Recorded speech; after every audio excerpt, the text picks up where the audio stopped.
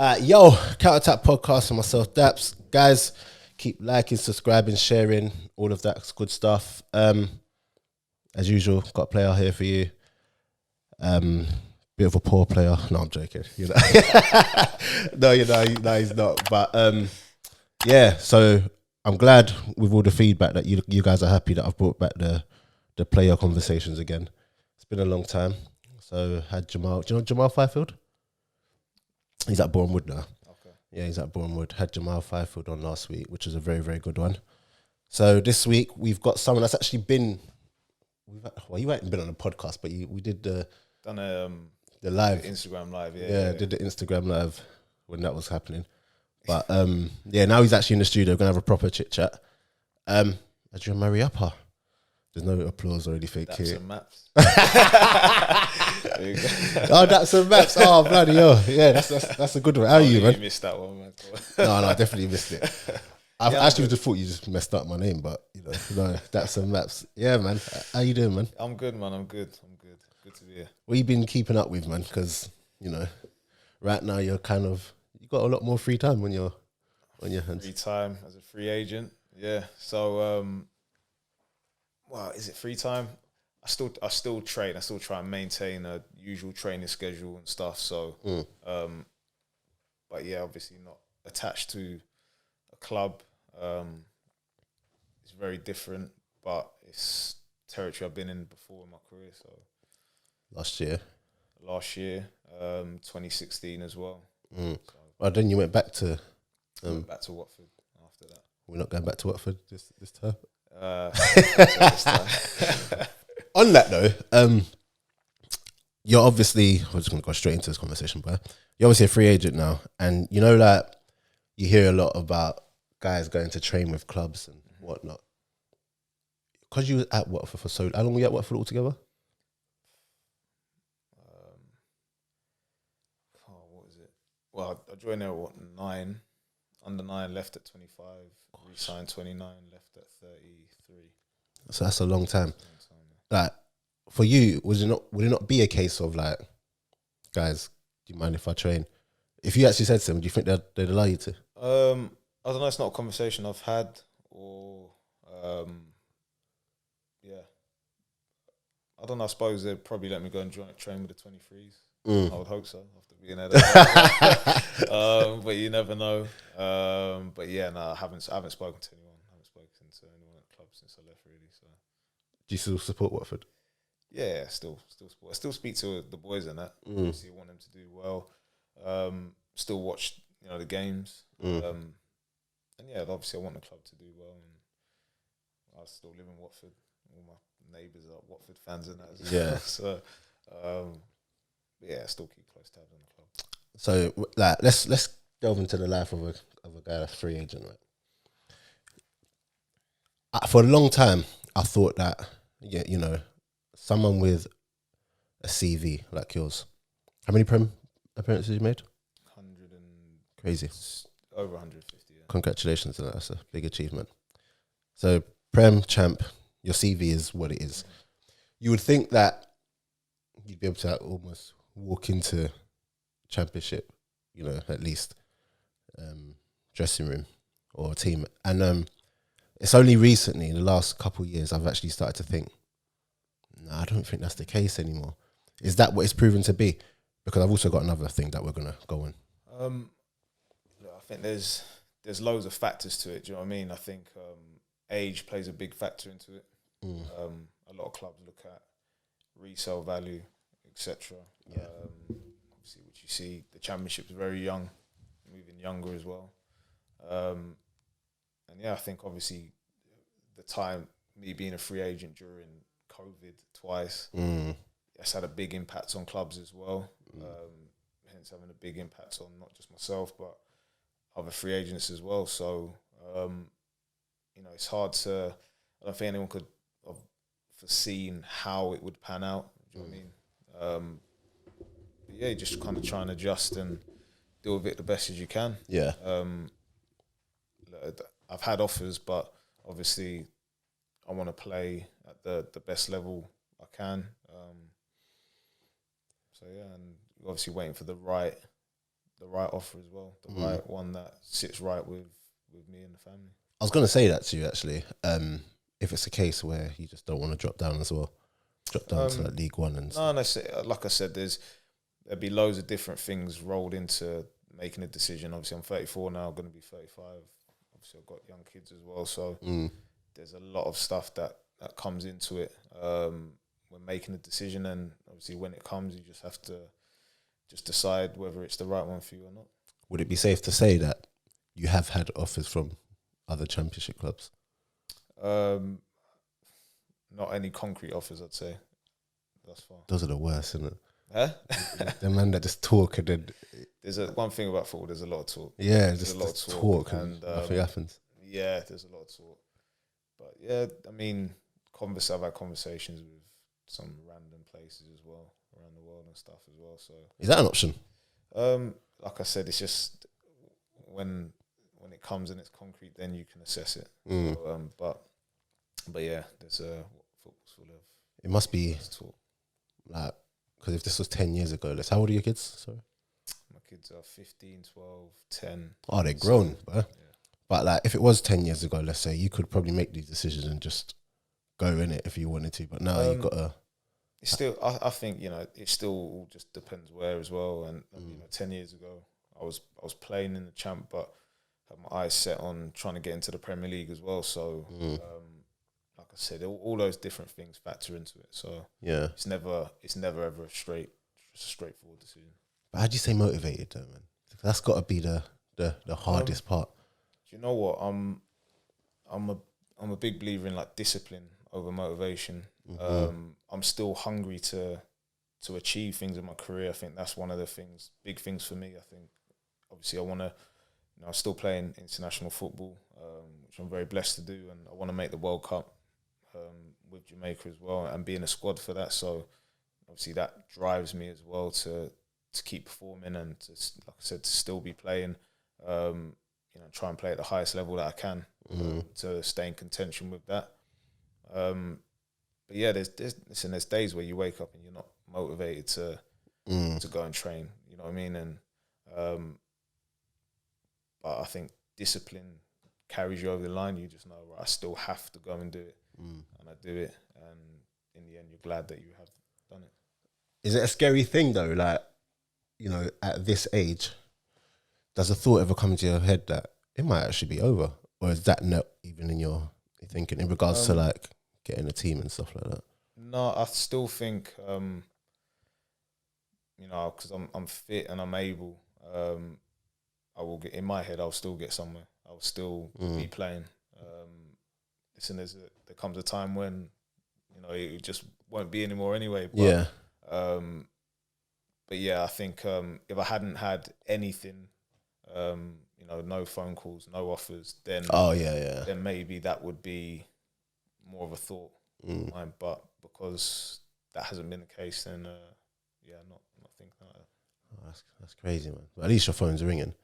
I was talking to you won't mind me saying this, talking to Tom Huddleston, and he's just recently gone back to Hull. But he was out for 18 months, and I was talking to him all throughout lockdown and stuff like that, and he was like, "No, his phone's not even ringing." And that is, do you know how mad that is to me? And you look at the level he's played at. Do you get what I'm saying? He's been, a high performer, an elite player for the majority of his career, playing at one of the biggest clubs in the country. Crazy. And even when he was playing Championship, he's playing every week. But I remember he got injured, didn't he? He left Derby, and when you're, because I think we're similar age anyway. Yeah. Clubs, like I said, they start looking at those kind of things. How many games did you play? Are you still fit? Are you still mobile? All these things, come into question when you're over 30. They're coming into the equation. So and then like I said, COVID made things difficult as well. Yeah, back in the day, I remember not even back in the day. It's still the case now, but I feel like it's more lower.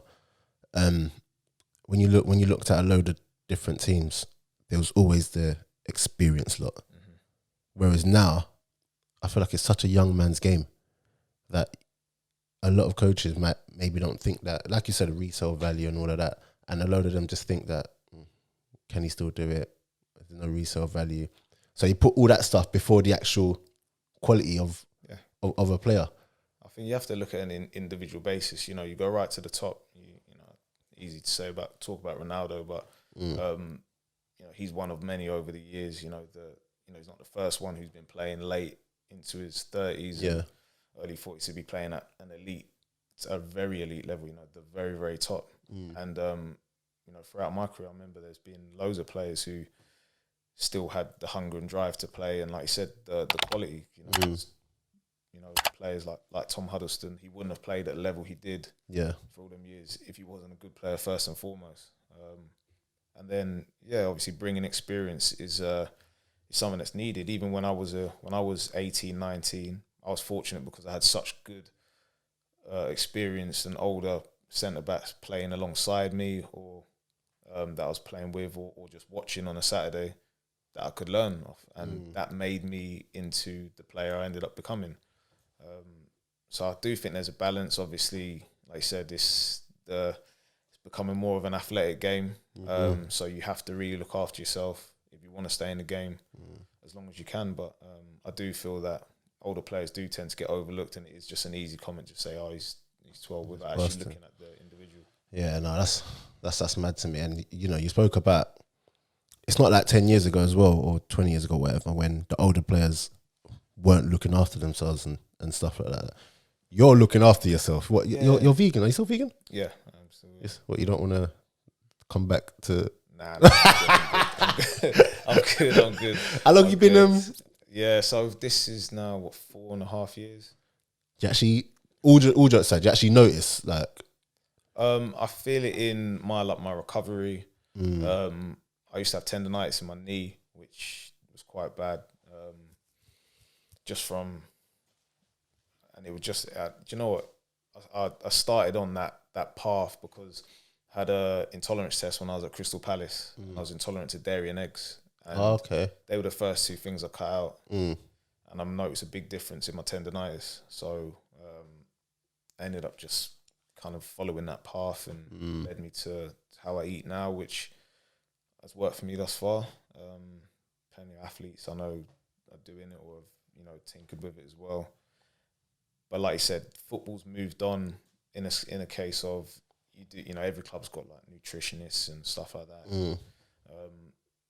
But you know, the blueprint's been there for a long time. You know, I remember, like, Maldini played until he was like 40. You know, I remember like Seedorf and all these guys played well into the late. The Italians were doing it for years. You know, all of us. You know, in England when everyone was giving out, you know, selling players when they were getting to 32, 33, they were playing into their late 30s, I remember, and still playing like Champions League and stuff. So, like I said, there was always, the blueprint's been there for a while. You see people like James Milner and that. You know, he proper looks after himself. Yeah. You know, so how old is he now? He must be what, 36? He's 30. I think he's 35. I think he's maybe he might be 36 actually. He's still playing for Liverpool. He's at least 35, 36. And you know, the game he played the other day, I think he covered the most ground in the game, had the most sprints. You know, there's no excuses if you do look after yourself. I know there's, you know, stuff like injuries can happen. Some players are more prone to it, some aren't, depending on how you move and various different things and that. But if you're lucky enough to be able to withstand that throughout your career, then, and you look after yourself, there's no reason why you can't keep playing for as long as you can. It's crazy because do you ever look at pictures of you when you were younger? But no beard in that. No beard. You had a bit more weight to you, like. Mate, it's like two different players, man. Do you ever look back and just think, like, if I knew then what I knew now about like diet and whatever? Well, you can't change it, but it's what it is. It's part of the journey, isn't it? It's part of the journey of, you know, I'm fortunate where I've had clubs I've been at. I've had good people around me that have given good advice, good knowledge, and I've tried to just absorb as much as I can and take what has worked for me and use it. But yeah, I mean. Yeah, when I was a little chubby kid. Growing up though, that was centre back always your defence? Was that always your position, or you one of those? I used to be a striker kind of guy. Yeah, I was attacking midfielder when I was like 9, 10, 11. I was attacking midfielder, but then I was at Watford from 9, and they always put me at the back. But Sunday football, I was a attacking midfielder, and I was decent. Who did you like look up to in regards to, let's say, defenders first? Like, who did you, when you was growing up, like who really stood out to you in regards to, this is a proper player, this is who I want to kind of model my game on, let's say? So defenders, Eric, Sol Campbell and Rio Ferdinand were the two when I was younger, who I really looked up to, and obviously they were the two big names as well at the time. As I got older and I didn't grow to be the stature of those two guys, I started just looking at players that were more similar to me. So Cannavaro, Ivan Cordoba. Oh my gosh! And that's the Inter, the Chilean. No, is it Chile? He's Colombian. Colombian. Yeah. But he was at Inter, right? Inter, yeah. Just a little short one. Them two and Puyol. So Carlos. they were the three that I really looked at and thought, tried to pick up little things from them. Cannavaro especially, I thought he was, he won a Ballon d'Or, didn't he? So, and I thought he was the best for centre half under 6 foot. Ayala as well. He wasn't too big. So there's been plenty of cases over the years, but. And when you name these defenders, because I'm a football man, like I really used to watch the goal, Lazio time. Like, so when I think of players now, and this is a thing that always comes up on this podcast, where people say I need to get with the times. I need to get with the times because that whole thing about this guy's world class, that guy's world class, and whatnot, this whatever. But a load of like defenders I see nowadays, it's like defending comes second, if you know what I mean. Yeah. And it's about if they can play ball and whatever. But I'm really from that era where man defended first, and then if they can play football, that's what made Rio so good, because yes, he could play football, but he could defend he could defend like anything. Yeah. So if you got past Rio, you had to really work for it. Do you get what I'm saying? And like, where do you like stand on that? Because obviously you're still playing now, but have you noticed a shift in regards to what they look for in defenders? Yeah, I've noticed it, and I agree with what you're saying there. But I think it's the way football has changed and evolved. Obviously, it's always going to change. But then you'll see teams when obviously things aren't going too well, they say, we need a proper defender. Do you know what I mean? So, and as well, I think there's a reason why obviously you pay big price tags for your strikers and your midfielders. Because obviously they're the ones who are there to create. People like Van Dijk, he's even though he can play, I don't think you don't see him at the edge of the box like you did when he was at Southampton. Yeah, he used to. I remember him marauding forward with the ball.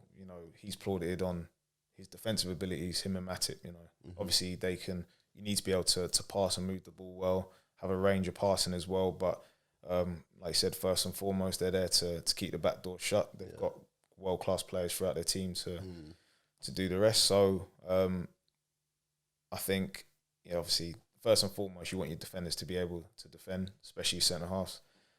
But then the real quality ones will have the ability to come out with the ball or play with the ball. Your Rios, even people like John Terry, everyone talks about how good he was defensively. He was a right-sided, he was a right-footed centre-back playing on the left. He used to just use his left foot sometimes.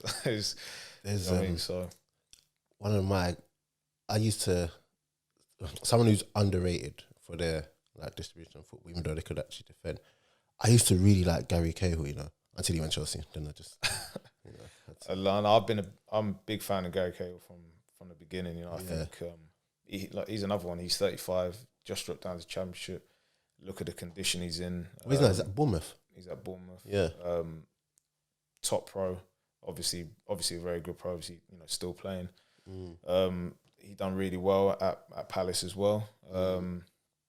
And real top player. And like you said, great quality. He scored some great goals. Obviously, technically very good. Good defender. Still moves well. Just a all-round good player. And I think sometimes players like him just get overlooked. Yeah. Because we end up talking about the Van Dijks and people like that. The the people who are at the very, very top now, it almost just becomes normal, the numbers that you're seeing on the screen and all that, when you overlook someone like that who is, you know, an elite player. Another thing, we're going to come off this whole defender subject, but another thing I got a stick for, and I'm saying this because you're a defender, so I'm hoping you have some sort of sense about you, and you agree with me. But no. So I remember when Arsenal were, I think we were going to sell Mustafi. I think we were going to sell Mustafi or something. And Arsenal for the last however many years haven't had a good defense. We know that. So I said to everyone, I was just like, get Johnny Evans in. I said, get Johnny Evans in. He was available at the time. Yeah.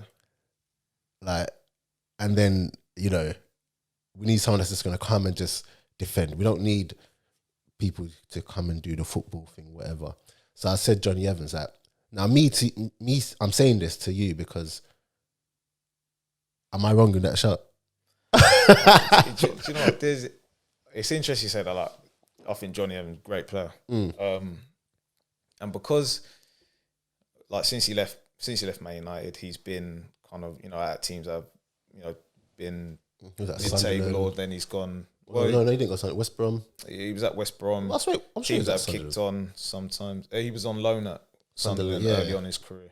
And then obviously he's gone to Leicester and done very well. But players like that, like I said, people forget the quality of those players. Yeah. Because first and foremost, very good defender. He was playing with Vidic and Rio under Alex Ferguson. Like, you don't make that back four. You don't make that team if you're not an exceptional player for starters, especially for the duration that he done it. And then, even though you're saying you don't want them to be good on it, he's very good on the ball. No, he is. Do you know what I mean? I know with him, I'm getting defended. But it's perception, isn't it? Because he's good, why can't you be good at both? And like I said, he wouldn't have played at the level he had, for the amount of time he had, if he couldn't do both sides of the game. And now he's gone to Leicester, and I know I've played under Brendan. I know what he's like. He demands that the defenders are comfortable on the ball and they be able to play out. So he wouldn't be doing as well as he has done there if he couldn't play. He 100% can play. When I say that I like him to defend, like, I just want my defenders to defend first.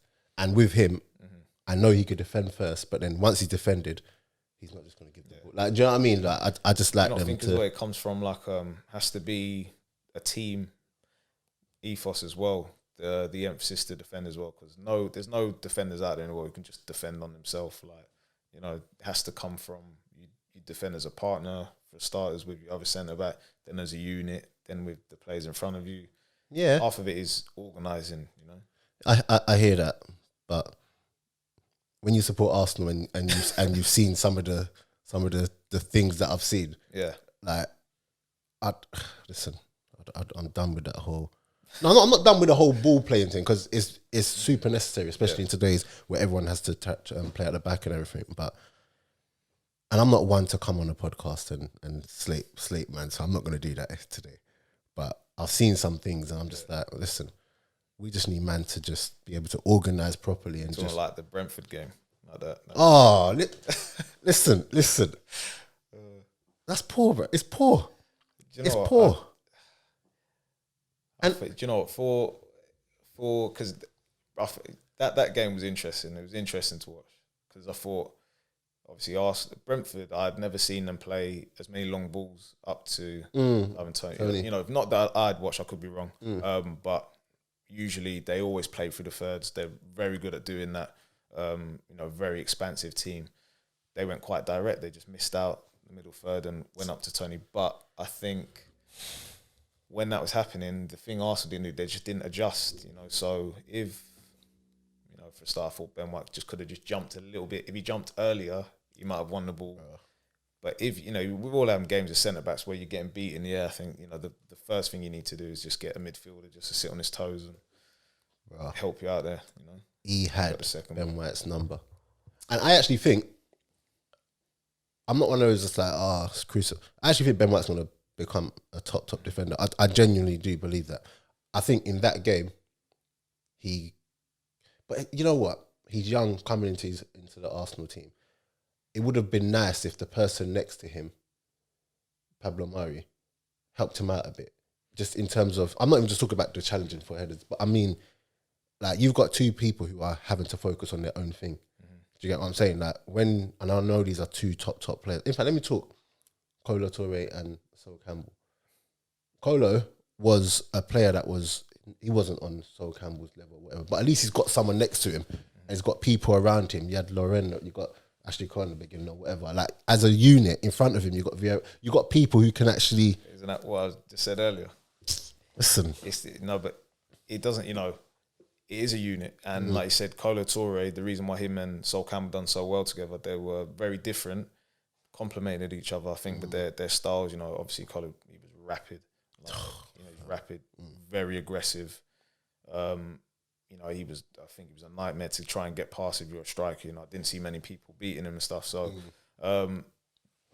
but that stuff, it doesn't happen overnight. You need to have a lot of cohesion and along the back, and like you said, people in front of you as well to help you out. I just, like I said, I've had games when I'm not sure how to. I haven't actually watched a lot of Ben White. I'll be honest. I haven't watched a lot of him last season or whatever, so I can't really comment too much about him. But as a shorter centre back, I know in most games, if the team's playing long, they're going to target me. I know that. I've had it all my career from 18. I know. First ball, it's getting kicked on my head, and it's almost like it's a tester. Like, you know what I mean? So the first thing I always think is like, I need to win this first header. How am I going to do that? If it's a giant you're playing against, you have to jump early. You have to jump early. And then if you're playing against someone who is decent in the air and they've beaten you maybe one or two times, you just have to show them respect. Okay, he's got my number on that today, but there's other ways to manage it. Like I said, you get someone else, your midfielder, maybe to jump with him, stand on his toes, and then all of a sudden they're flicking it onto you, you're chesting it down, you look like a great player, but midfielder's done all the work for you. Or just as the ball's coming, use your feet to get around them. Telling if there's only one up front, especially, you can tell the other centre half, right, make sure you cover around, I'm going to step in front or whatever. But you have to use all those things. And I do think as well, where in today's game, there's not as many, you don't defend as many long balls, I don't think, as, certainly when I was 18, I definitely, it was just every goal kick was set up to play long pretty much. It's rare that now most teams, try and play out the back. I should play in Burnley, bro. Burnley would do it long, bro, from halfway down. Yeah, they're not the most direct team I've ever played against, so. And I've played under Sean. And the most direct game I've ever had in my career in the Premier League was we played Stoke. Oh yeah. And it was Peter Crouch and Jonathan Walters up front. Walters, yes, and like handful. I said, and Crouch is still on me, and it was from minute one. It was going out to the centre back. You switch it. Diag, and just here TV's on the side just going, do it. It's so funny because I listened to the Peter Crouch podcast, isn't it? And Peter Crouch was talking about his time at Stoke, and he was just like, listen, he don't think they actually scored many from like long balls and stuff like that, or even like remember the long throwing? Yeah. But he was just like, it would just cause so much havoc. Yeah. That like people just didn't want any part of it. People just panic. He was saying, I remember watching this match actually. To stop the balls coming into what's like even like a throw, and there was a defender that was gonna kick it out for a throw. Kicked out for a corner. He kicked out for a corner. I'm just like, listen, is that football? Well, you say is that football, but if it's getting them results, then I remember that I was at Reading here, and I'd just come back. We had for some reason it was an international game midweek, so we flew. I went to Mexico, played there, and then came back. Landed on the Friday we landed. We landed, went straight to training. Yeah. Went up to Stoke. Body clock was all over the place. My head was spinning. And then starting the game, and then the ball just raining on top of you. And like I said, you're just having to deal with it. I actually done well against Crouch that day, and then they changed it, put Kenwyn Jones on, and he was flipping off. And then he was just another one, you know what I mean? So the tactics worked, but yeah, I played under, we was talking about Burnley, I played under Daishi, and I know what kind of football he plays mixed football, but like I said, teams don't want to play against it. They're lying, you hear managers moaning after the games and stuff sometimes, and teams really don't want to play against it. It's horrible to play. I wouldn't want to play against it. I'm not even gonna, because obviously I play centre back now, innit? And it's long, and I didn't grow up playing centre back. I told you I was left midfield. Yeah, but so then you left just back. want, so you just want to play now. Thank you very much. So then now that they're doing all that, and I'm just like, oh, I've got to attack this. And you get man that really attack headers, bro. Like, and I'm not. But I will say as well, like both of them two up front that play Wood and Barnes, bro, they got quality as well. Like in front of goal, they're good strikers. So sometimes, like I said, they just get overlooked sometimes. Like I know, like Ashley Barnes, he had a great goal scoring record like the last few years, and then they're both quality players, but they're a handful. Like no one wants to come off the. Obviously, you want to come off the pitch. You want whoever you're playing against to go, whether you won or lost or drawn or whatever. You want them to know that they've been in a game. They've had a tough game today. Yeah. And definitely against them teams, you come off thinking that. Who's a striker that you look back and you think anytime you played against him, he's giving you a hard time. And was it to the extent where when you knew you were coming up against him, you would be like, oh, flip's sake, I'm gonna have a bad day. So I think Aguero is the one who scored the most against and I'll be honest, there'll be days where I've been like, I swear I've done all right against him today. He's got 4 goals. Yeah, he just like he was a nightmare playing. He's just his center of gravity is so low. He would just do this thing where he'd just be running across the area, like faking to shoot, and one by one you see defenders diving in, and then he just wait till the last one and then shoot, and just like no backlift, just strong, like good movement. Yeah, he was really tough to play against all the time. Back in the day, Rooney used to be like a real handful as well. Yeah, Drogba. He was just there's been obviously you come against different strikers. They've all got different attributes and that. Suarez, he always leave the game after a game just feeling like he just used to like hunt down the whole back four on himself. Like he just didn't have a moment's peace. Vardy's like that as well. You think about me like that? Sanchez, Alexis, Alexis when he was at Arsenal was like that. I used to look at him just do it by himself. I played against him internationally as well, and he's a different beast for Chile. Yeah, no, you see it though. Yeah, he like run, and we were beating them, and so he really had the bit between his teeth, and he's like running the length of the pitch, taking like the third person like to hack him down just to stop him. Yeah, like a real It's funny you're reading off all of these names, and I remember I had a game for like a friendly, for Nigeria, and it was like an Italy 11, and Pirlo played, and I remember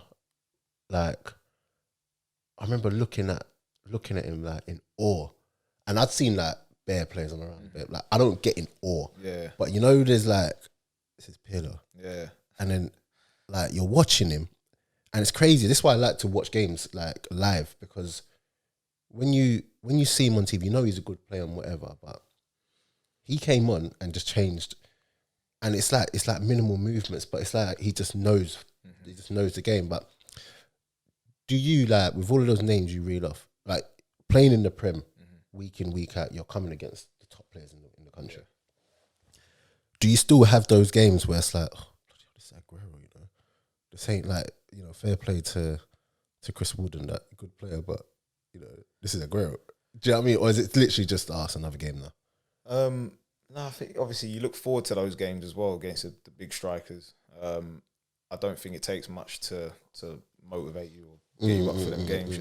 Some of the toughest games I've had, and they stick in my mind now. I remember I came on after about 5 minutes for Watford against West Brom in the Championship years ago. It was Kevin Phillips up front. Oh, and when I tell you, he pulled me every which way in that game. I came off thinking, wow, I've got some serious work to do. Like he just was, crosses were coming in, and he must have taken me under the ball and just stepped away like a few times. So then next time I thought, I'm gonna have him next time. Yeah, darting across me. He just had me like. But them man are that seasoned, Yeah. But then obviously that's the quality, the real quality. There's a reason why he played at that level for so long. End up playing with him at Crystal Palace years and years later. But Had a real tough game against him. Another one that used to give me a proper tough game was Solomon Rondon, man. That's Rafa Benitez's son. Oh, like, but do you know what? I said people used to you say, oh, you know, he's big, can't really move, he's slow, and then like he'd be rapid. I was thinking, oh, is he rapid? Oh, right, he was quick, man. Like he just used to get off. He was tough to play against, man. Like, real tough. I say that's Rafa Benitez's son, because Rafa Benitez's son him 3 times now. Takes him everywhere. Took him to flipping China. But then when you trust people, innit, that's the thing. So obviously you trust him, what he can do, and that, and obviously he's done well for him. You know, he took Andros as well, didn't he, to Everton. And yeah, that's when you're in with a manager, man. It must be the best thing. But I think at that level, you can't really be. Is it in with a manager? You know, he's not doing you a favor. He's, like I said, he's getting you in because he trusts that you're gonna like produce for him. He knows what you've done. Obviously, he's at a club where if you don't work out, you just get sacked nowadays in football. Yeah. So you can't really do people favors. And just, you know, he's not coming to, you know, be, you know, just, you know, a token part of the staff or something. You know? So he's gonna have to produce, but he's trusting that they will produce. Yeah. Who's your manager that you've like really enjoyed playing under? Would you say? I've had a few. I've had a few. Yeah, I've had a few. Like Malky Mackay. Really enjoyed playing under him. Sean Dyche, really enjoyed playing under him. Javi Gracia, I had a real good time under him. A good relationship with him as well. Was that at Watford? At Watford, yeah. Yeah, like even like Tony Pulis, you know, I really enjoyed my time under him, and how that panned out as well. The season he was at Palace. So yeah, I've had some good managers, but do you know what? Like even the ones where it's been tough, you know, I'm thankful for those managers as well, because you know it's never, you know, plain sailing or smooth or anything like that. You need the managers where it's tough and they feel like it's you know against you, and when if you can come out the other side, you know, you feel like you've grown. You know what I mean? So you mentioned a Watford manager there, yeah. Obviously, in your time, I don't know how many Watford managers you saw, yeah. A few. Did you? Was there ever that thing where it's like a manager's coming in again? Do you ever think, obviously, a new manager's coming, we've got to knuckle down, impress a new manager, whatever. But do you ever think you probably won't be here too long anyway? Because I thought that's just as a spectator. Yeah. I'm looking at managers, I'm just like, a couple games, you know, a couple losses, and this guy might actually be out of here. Obviously, my first spell at Watford to my second spell was very different. The second spell, you always knew, yeah, this, you know, it needs to go well. Yeah. It needs to go well. And even then, there's no guarantees. Marco Silva was another one, had a good time under him. And yeah, obviously that didn't pan out either, even though, you know, he had started the season really well. And that's just, the thing is nowadays, you can't even, it's obviously Watford gets a bad rep for it, but it is football. Yeah. There's already been managers this weekend who have lost their jobs. And that's right all the way down into the National League. So it's a results-driven business, and, you know, people, you know, it is a business nowadays. People rarely get given time to change situations around. Yeah. Yeah, no, I don't know how, fix this mic. I don't know how these managers in this day and age do it, because my head will go if I lose, because like their livelihood's on the line with you, man. Yeah. Do you know what I mean? I don't know. Could you go into management? I can't imagine. I want to go into management. I can't imagine you as a manager. You can't. Too laid back. Yeah. I say that actually, but I've seen you on the pitch. Yeah, and that's you can be really like. Look, you can be. I think it's good to have a sense of calm, but then, you know, you can be intense at the right moments. I think that's important. That's not going to be in it, is it? No, I don't think. Yes, and it's always something I think that's interested me going into management. I think it's Marco Silva. It's Marco not Silva. Marco. I said nice good things about you, Marco. So yeah, I don't know. It is tough, and like I said, it's getting harder and harder because you get less time. But still, there's something appealing about it, you know, just to go in and you know, the possibility of taking on something like that, seeing, you know, developing players, trying to do well and progress a club.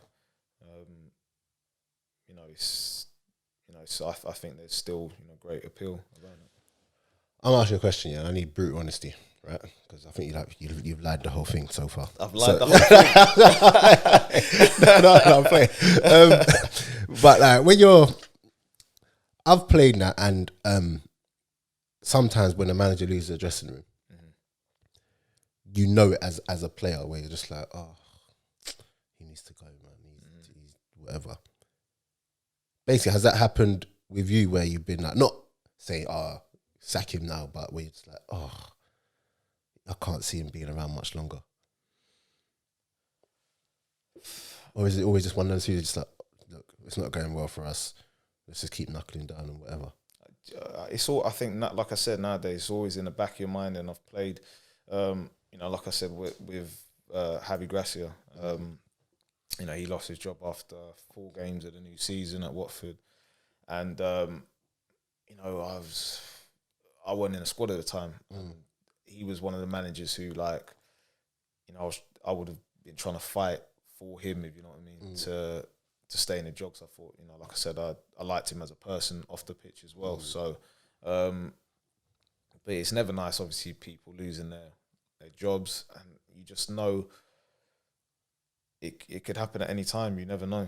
Yeah. You never know, and it's happened at clubs, you know, when you've not expected it, and you've come in and then manager's gone, and obviously you're the guys on the pitch, innit? So you still feel, you know, responsible for that, for the results. Yeah, but that's how football is. Yeah, we're gonna stay on Watford just for a couple. I've got Fingy on again next or the week after. Cabs. Yeah. What a guy. Yeah, got him coming on. Good defender. But anyway, yeah, he is. Now that Watford are back in the Premier League, do you look at them and think we can actually? Do you still say we with Watford? Yeah, I still say we. Okay. Do you look at them and think we can actually? We've got enough about us to stay up this year? Because I look at it personally, and there's something about, I don't think they have a better team now, but I feel like for whatever reason they're probably more equipped to stay up this year, if that makes it. That's no slight on you, man, that were there before. Yeah, well, you know, look, and well, you know, there were better teams than us who have been relegated in the past. That's the thing, you know what I mean? So, but yeah, I think it takes more than just having good players on paper to stay in the league, to do well in the league. You know, there has to be a you know, they talk about team spirit and all this stuff, but there has to be good understanding, people working for each other, competition for places. I think they genuinely have that now. Closer. Okay. Good. So yeah, it's always tough. It's always tough staying in the Premier League.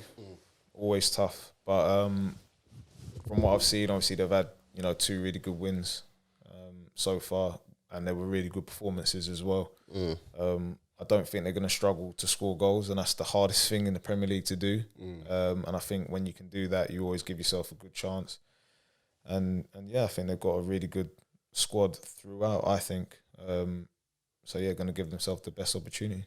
Could you see the qualities that Ismail Sarr had from when he first got there? Because now I feel like he's kicked on, and I feel like he actually believes he's like main man there now. Do you get what I mean? But could you see that he had that about him when he first got? It took him a little while to get his feet under him, I think. You know, it didn't just, you know, from the first week come just set a light. Yeah. But as soon as he did for the team, he's been setting it alight every week since. Yeah.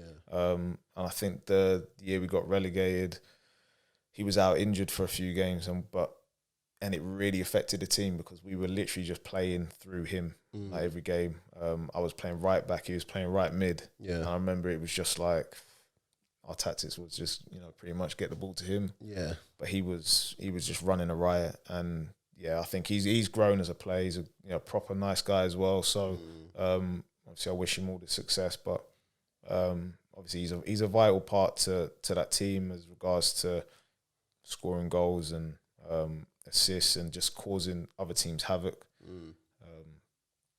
But yeah, they've got, you know, but it does take more than that, you know. They've got good characters, good leaders throughout that squad as well, which you know, make a big difference for the team as well. It's so funny, like you were saying before we started recording that you don't really like talking much and doing podcasts and stuff like that, but you come across so like well spoken and my belly going. You come across so like well spoken, and you know, I'm so surprised that you don't do more, like, why is that? Because you're not shy, obviously. Do you get what I'm saying? And yeah. Well, thank you first and foremost. no, you know, I've got to give you flowers, summer. But yeah, I don't know. I think maybe, I'm one of them people. Yeah, so I like to just focus on just being a footballer. You know, that is what I do. So if I do have free time, I try and fill it with, you know, whatever I can do leading up to match days or recovery or whatever it is, or you know, and apart from that, I'll be doing like the school run or something. So it's not that I don't like appreciate it or want to do it. Obviously, this is the second time I've you know, chatted to you as well. And I think maybe, you know, something as time goes on, I might do more, open up to it. I think I'm as well probably still part of the old school where it takes a while for you to warm up. You know, the younger guys now, it's just second nature to them. You know what I mean? To be in front of cameras and talking and all that stuff. So you know, maybe a bit of that's in there as well. Yeah, because last week's podcast that I did, I brought up when I was talking to Jamal about it, I was saying, why is it in America their athletes are just themselves? Do you know what I'm saying? You see them with the rappers, you see them with you see them with the rappers, you see them with whoever are they themselves. When it comes to platforms, media platforms, that you see them, because I listen to like a Joe Budden podcast. Yeah, I've listened to it. Okay, cool. So there's one where he called up Kevin Durant. Kevin Durant's a big boy of football, basketball player, and Kevin Durant was on the podcast just talking about, he ain't gonna make it to the. He's talking about his peers, he ain't good enough to do that. And I'm just like, do you think athletes of real will ever get to the point when they're like talking like that freely and just freeing up the, you know?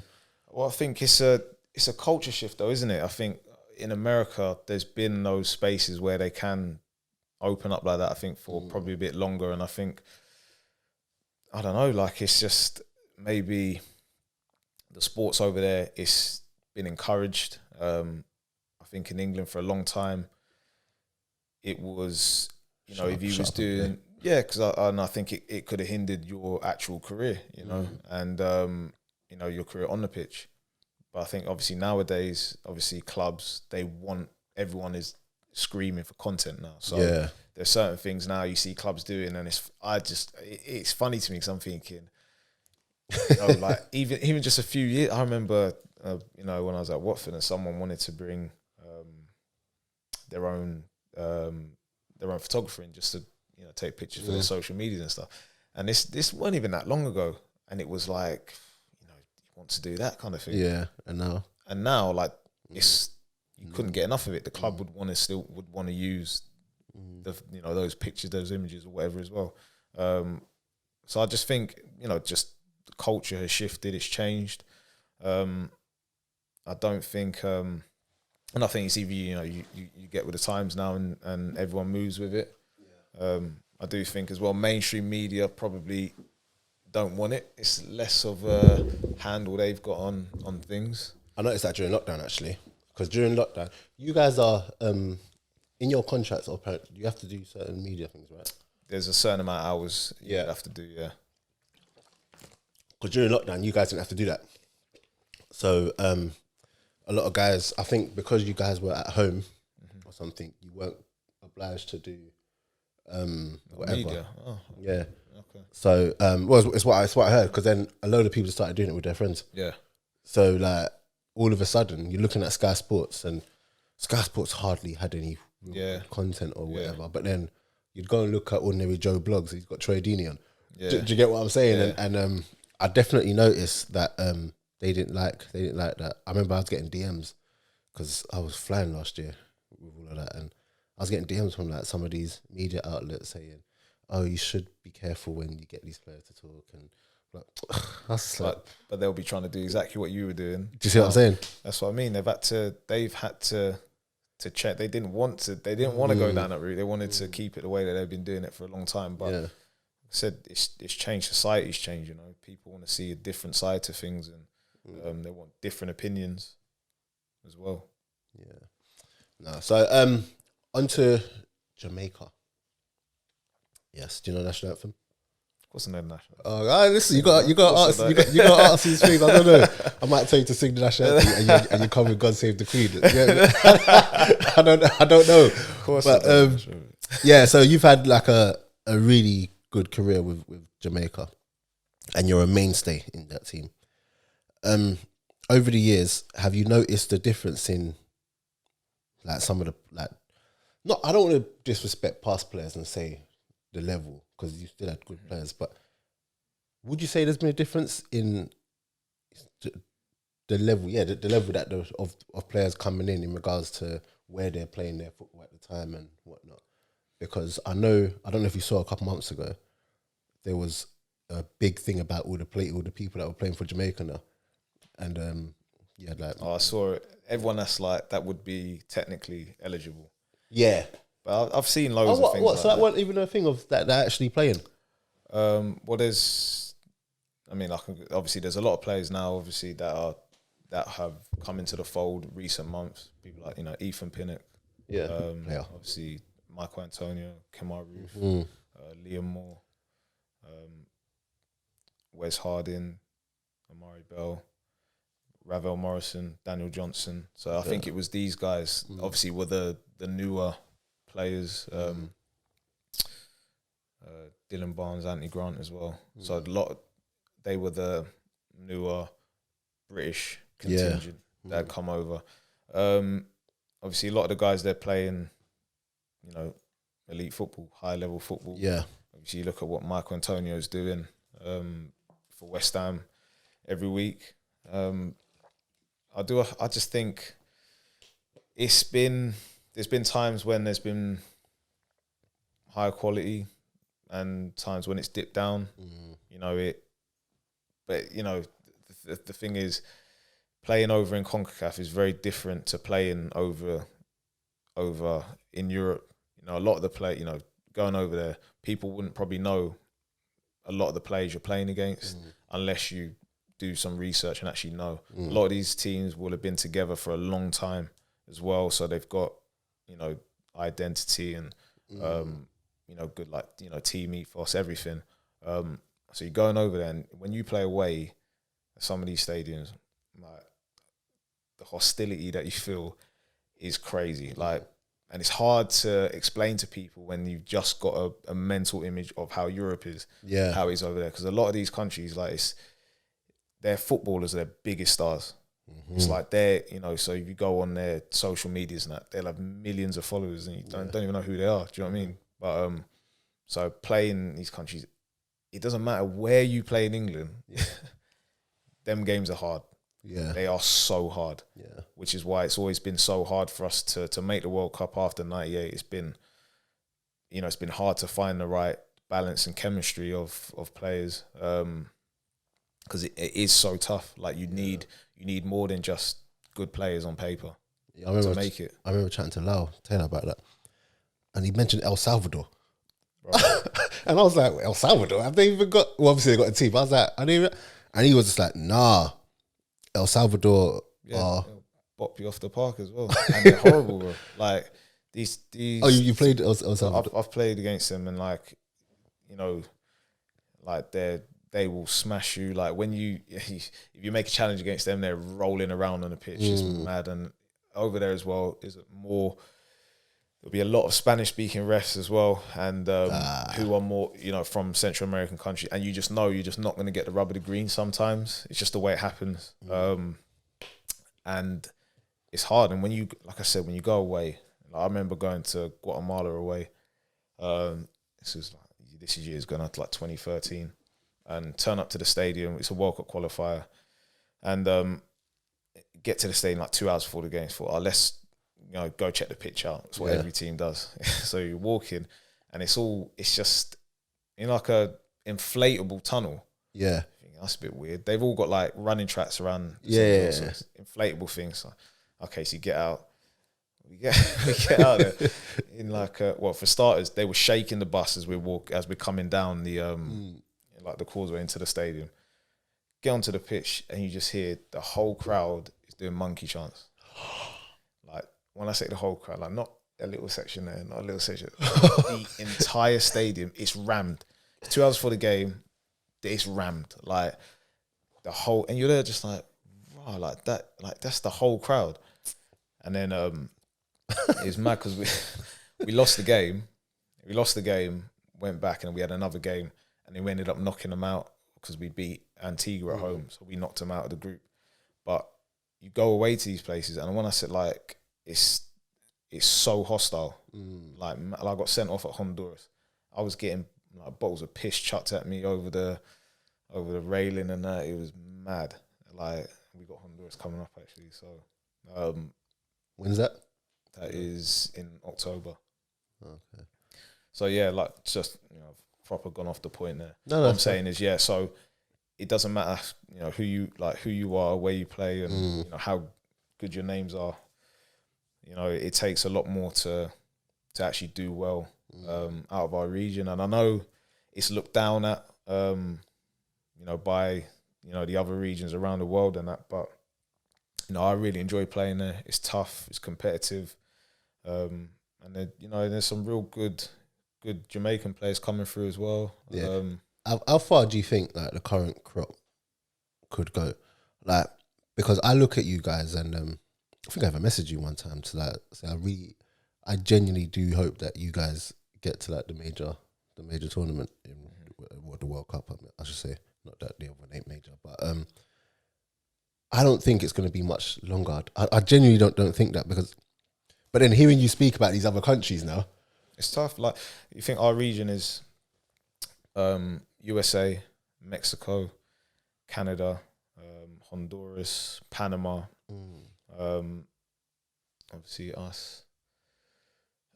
Who's the other team? I think it might be. Is it El Salvador? I can't remember who I've left out there.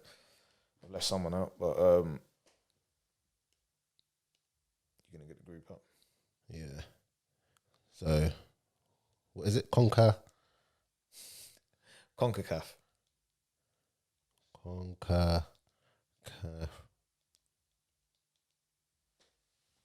Jamaica.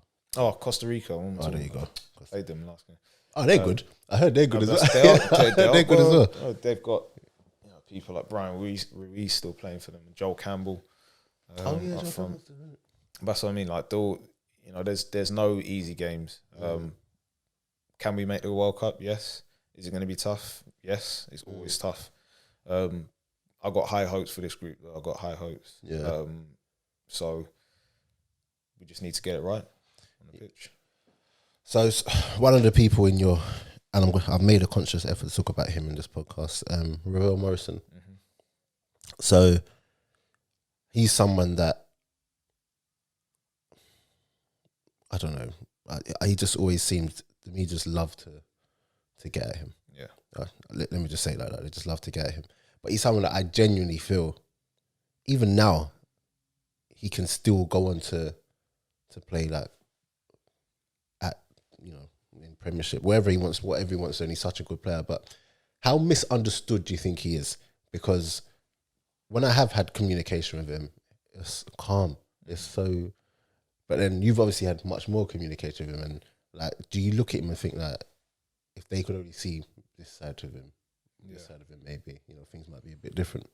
Like I said, from the media, you would have you end up with this misconception that he's just a bad kid and all this stuff. And the maddest thing, I only met Rav, when was it? June. When did the season finish? May. So end of May, we had a friendly. This May just gone? This May just gone. Okay. First time I've never played against him. And it's great, like, we've been around a long time together, and like obviously never come up against him, never spoken to him like properly and that. So it's only me and him flying because we'd missed the flight the day before. And I swear, from the moment like we met each other, I felt like I'd known him for about 15 years. Oh, I love that. And like he's just a good guy. Like he can never do enough for you. Like he'll just do anything for you as a person. Like, he's a good guy.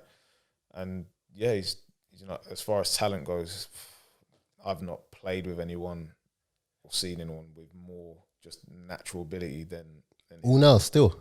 He's ridiculous. Wow. Like ridiculous. Because I know a lot of people, like, I know he's got talent, I know he's a good player. A load of people always say that about him when he was younger. But you, on the other side, you know. Like, I just, you know, and like I said, I think he does need just a bit of understanding. I think he's misunderstood. I think you look at him at Derby now, I think Rooney's getting the best out of him. I think maybe Rooney probably got, I'm not going to say tarnished with that brush, but I think he was a different kind of character in the change room as well. You know, he was fiery, you know, in a different way, but he was fiery, and I think he just knows how to get the best out of him. I see him playing, holding mid, then he's up front. You know, he's playing everywhere. He's winning headers in opposition's box and stuff. You know, and I feel like, you know, because he's got someone who, like I said, gives him a bit of understanding, bit of responsibilities. I think he's one of them people who thrive with a bit of responsibility as well. And I think he genuinely wants to do well. He's a nice guy. He wants to do well. And yeah, he's still got plenty of time in him to reach heights that I think he should have. Yeah, well, anyway, hopefully, you know, it all works out for him. I know he's at Derby now and they're going through what they're going through. Did you see that stuff about Rooney paying for... Paying for what? Oh, apparently he's paying, like, you know when they go away? Yeah. Paying for like the hotels and everything out of his pocket. But I don't know, this is, you know, these... He's got deep pockets, hasn't he? Yeah, no, his pockets are very, very deep. But I don't know how true these things are as well, though. But I feel, do you know what, as well, his first job as well, and that's a real tough one, isn't it? Or stuff off the pitch, but got to credit them what they're doing on the pitch, man. Do you know what's crazy, yeah? First management job. Fair play to him, he's got it. But we're going to go back to you, like, one day managing. Do you feel like you'd have to go all the way and start from the bottom? You know, certain managers can just walk through and just get them top teams. Yeah, well, we've seen that. Okay. Yeah, cool. And it's tough, and especially black managers. Okay. It's even harder because you look at, you know, I know he's talked about a lot, but Sol Campbell, he was at, you know, he played top level football in England, achieved everything, and still didn't get afforded those same opportunities. You know what I mean? So, but then, you know, hopefully by the time I'm hang my boots up, you know, things can start changing, and the opportunities are afforded, you know, equally, I think, as well. And it's, you know, I think it's a conversation we're going to be having for still a long time. Yeah, that's why I have no zeal in me whatsoever to coach, to well, not manage. I'm not going to do that, but any other, I have no zeal because I've seen the hoops that I probably would have to go through. Plus, as well, it's not in my. It's just I don't have patience for that sort of stuff. But it's just you don't want to do it. That's what it is. Yeah, I don't have patience. It's not. I'm not having that. It's the hoops you'd have to jump through. No, it is. I'm not. Maybe it is that I just don't want to do it. I honestly, I couldn't think of anything worse than coaching, because I'm one of those people. Like when I'm playing, it's different to playing with people. Mm-hmm. I don't have patience, like in regards to. There's no reason why, you shouldn't be able to do something. Mm-hmm. I don't know. That's some managers don't have patience for things like that. But that's just me in it, but I'm aware of that. But some managers don't have patience, but they don't know that they don't have patience. No, but some. It depends on what level. Because if you're a youth team coach, then you have to have a different type of patience because you're trying to improve people to make them that they're not the finished article, are they? Mm-hmm. If you are a first team manager trying to achieve promotion, or there are certain things that when you're asking a player to do it, they need to be doing it, and if they're not, then that would be a reason why they wouldn't be playing, wouldn't it? So a player said to me, about Lampard. Mm-hmm. I'm not gonna say the players, obviously, but he thinks this is where Lampard's gone wrong, because Lampard was an elite midfielder. Yeah. And apparently in I might edit this a bit out actually, but we'll see how it goes.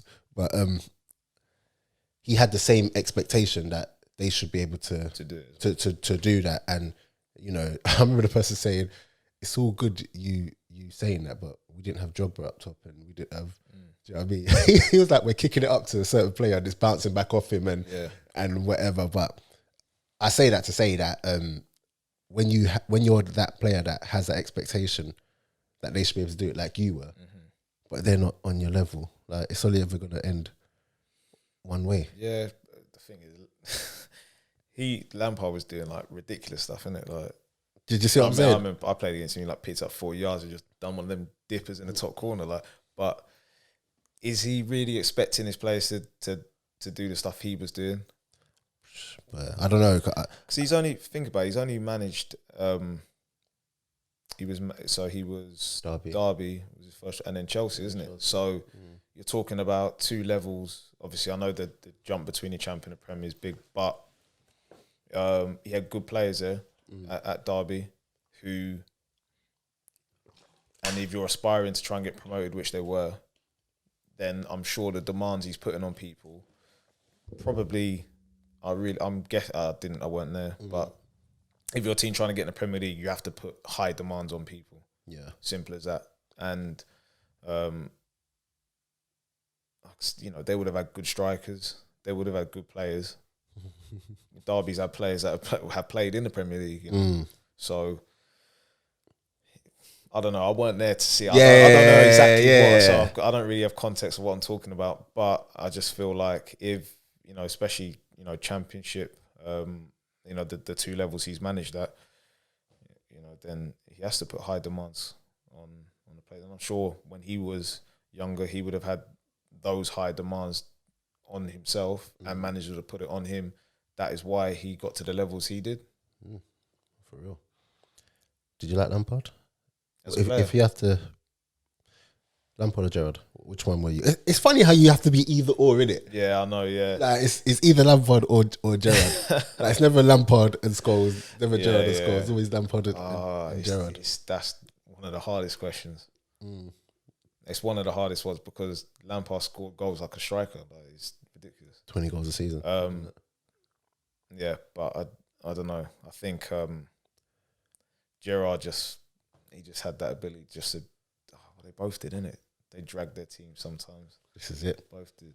This is it. You can't really lose with having one of them in your team, can you? Innit? Yeah, I'm mad that is though. Like 20 goals a season from a midfield. Do you really get insane goal scoring midfielders like that anymore? I don't think. Fernandes, innit, is the kind of today's version. Like he scores a lot of goals, innit? Where do you stand? Where do you stand? Take Bruno out of this. But I asked this because it's kind of based on Bruno.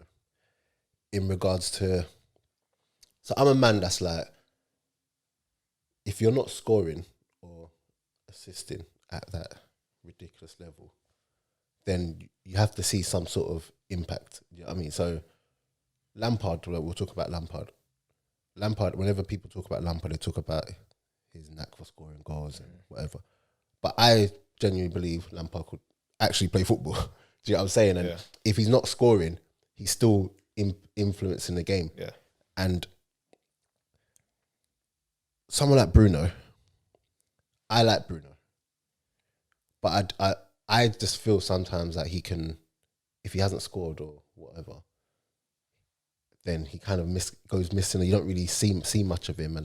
But I don't know if like you as a player, is that me just being a bit harsh considering the level at which he's scoring at, or do you know what I mean? Because there's games like the Sevilla game where he don't score, and then it's like, okay, where are you? But those are the games that I need something from you. Do you get what I'm saying? Or is that a bit harsh? But he's an attacking midfielder, isn't he? So he's always going to be judged on his goals or assists, or that's where he's playing on the pitch. Obviously, they play with two deep-lying midfielders, don't they? So you're not going to get a Patrick Vieira performance from Bruno Fernandes if he's not scored, is he? No, of course not. Of course, but do you know what I mean? So is that then just like that whole stats and eye test thing? I think stats can be misleading, isn't it? Just because, like I said, you're not racking up whatever it is you're looking at, goals or assists, whatever, doesn't mean you're not having an effect on the game. So stats can be, they can be misleading. But then over the course of a season, he does produce, doesn't he? He's produced. That's why I didn't really want to make it about him. He's gonna have games where he's not gonna play well. He's not gonna turn up every single game. And you think, how else can, I'm sure he's probably trying to affect every game where he can, but I think, like I said, his job is to affect the game in an attacking sense, so he'll be trying to, I don't know, find passes through the lines or putting people through or assisting or whatever it is, like I said. And then you've got, the other side of the game is predominantly done by whoever's holding Fred, Pogba, McTominay, Matic. Those guys are the ones who are doing the other roles. I don't think there's that many midfielders nowadays who just do everything, Kante. He's probably the best one, and he literally just does everything, doesn't he? So. Honestly, and there was a time last season where, even was it, they were telling me he's finished. This is why I can't talk football. No. People, you would never say he's finished. You would never say he's finished, but I think Lampard weren't really playing him and whatnot. And are you talking about media saying he's finished? Yeah. I know what you're talking about. Yeah, just saying he's. It was I think I can't remember who it was. Was it Tim Sherwood? I don't know, but it was just saying. Okay, I can't remember who it was, but they were saying, he's not going to be a Thomas Tuchel type player. Bro, and I'm just like, you don't lose it overnight. Do you get what I'm saying? Like, and when I talk that, and people are like, I bite very easily, and I saw something the other day where someone was saying Sadio Mane is finished as well. And I was like, wait, what? How is he finished? Yeah. Like, but then I'm like, is this because I always have a soft touch when it comes to talking about players, because I understand that for a player to play at that level, I can't even fathom it.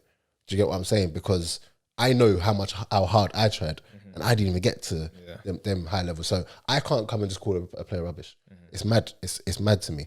Do you get what I'm saying? Like, I can banter with my boys and be like, he's pony or whatever. But to say that a player like Mane, who's actually joint top goal scorer at Liverpool this season already, is finished, I shouldn't buy it, but I do every single time. But you just said there, innit? You actually have an understanding of the type of level they're performing at, because because of the levels you've been at. Yeah.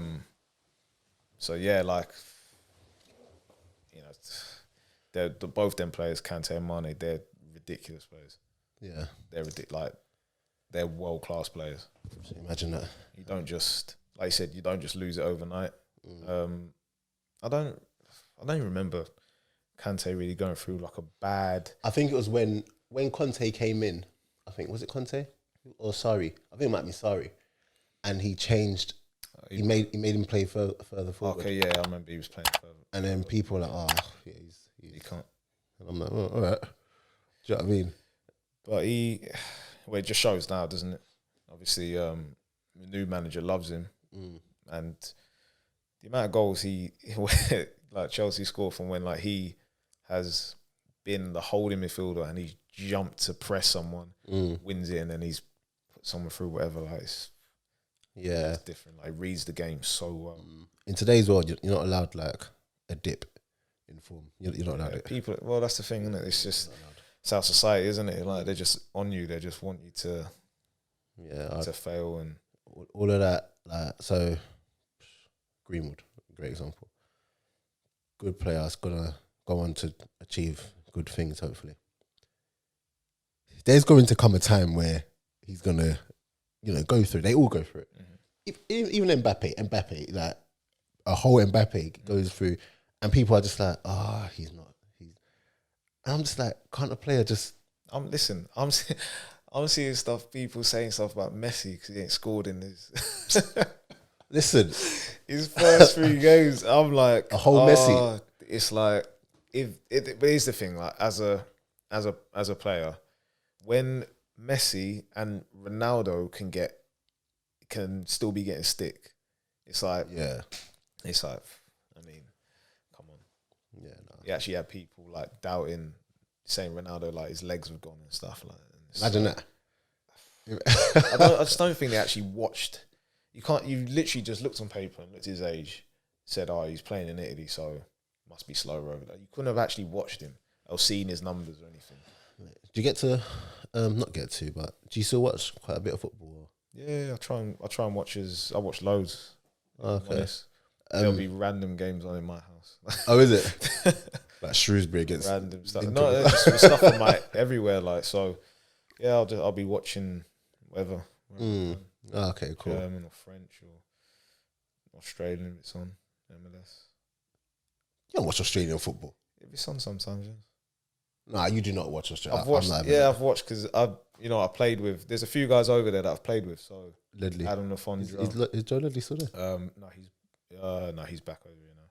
Adam Lafondra, Adam Federici, Tom Aldred. So Jordan Much. There's a lot of boys over that I've played with. So like the odd time when it's on, I'll have a little watch. Okay, interesting. But yeah, I think we've pretty much covered everything. Oh no, very quickly, Aston Villa's got Leon Bailey, your guy. Yeah.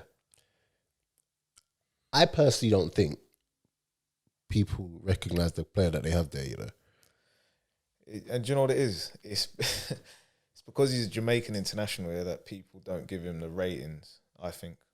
Because if he was British born. Oh, British born, okay. Or whatever. I think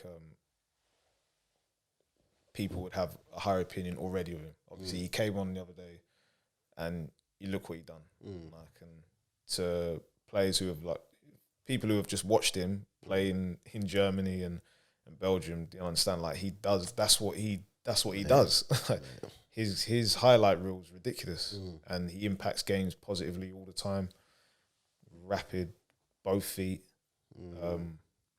good guy. When he was coming off the other day, you see how his teammates were all coming around him. Like you can see he's obviously a positive character in the change room straight away because and that's testament to him. He's worked very hard, and I think he'll have a really good Prem career. Yeah, man, I'm looking forward to that one. And last bit, did you watch the Panorama thing last night? No. You know what I'm talking about? No. About the agent. Nah. Tapping up the kids and stuff like that. Yeah. I'm not going to mention no names about who it was. No, you can tell me after the camera. Yeah, who it was, who they were talking about. But okay, if you haven't seen, there's no point. But no, go on then. Go on. No. I was just going to say, in regards to like now in where you are now in your career, do agents still play like a big part? A big part.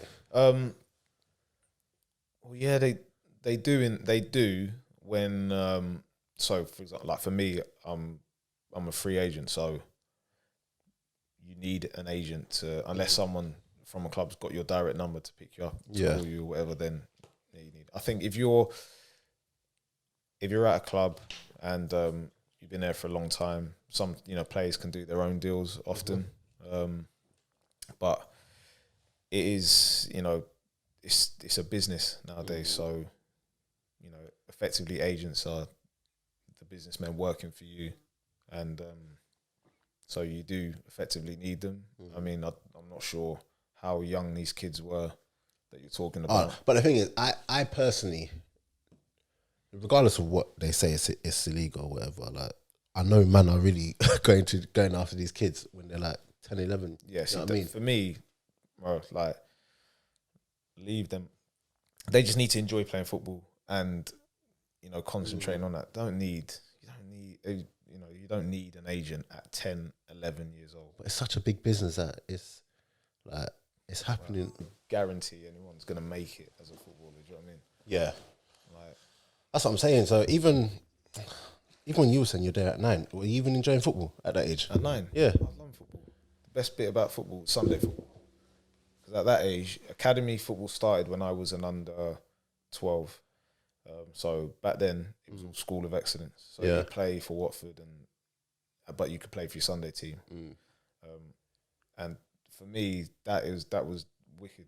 I wish kids still done it now, because it's not even competitive until you get to I don't even know what age it is now. I think it's 12 or 13. But so like at 10, 11, I was playing, you know, county cups, and leagues, and all that stuff. It was brilliant. I used to love it. See, all of that stuff, man. I think it's so important to just let the kids just play their football. Man. It gets very serious very early, I think. Yeah, do you know what I mean? Yeah. So we're at the end of it. Good little. Oh bloody hell! Took about hour 15 or so. Couldn't shut you up, to be honest, but but yeah, no, I love for coming on, man. I appreciate it, bro. Yeah, love for it, man. Guys, hope you've enjoyed this one again. If you haven't, you're still here watching, so must be doing something right. I say that all the time, by the way. Yeah, guys, keep liking, subscribing, sharing. Hashtag Counterattack Podcast as always. Comments, let me know what you're thinking, and yeah, let me know who else you want me to get on. So we had a couple people. I'm actually going to dig out the tweets for you to get you on to the podcast. Is it? Yeah. Yeah. I'm going to dig them out. So you lot who asked for him, it was after we did the live. They were like, "No, get him on a proper podcast." So you lot that asked for him, he's here. And yeah, until next time, I'm out.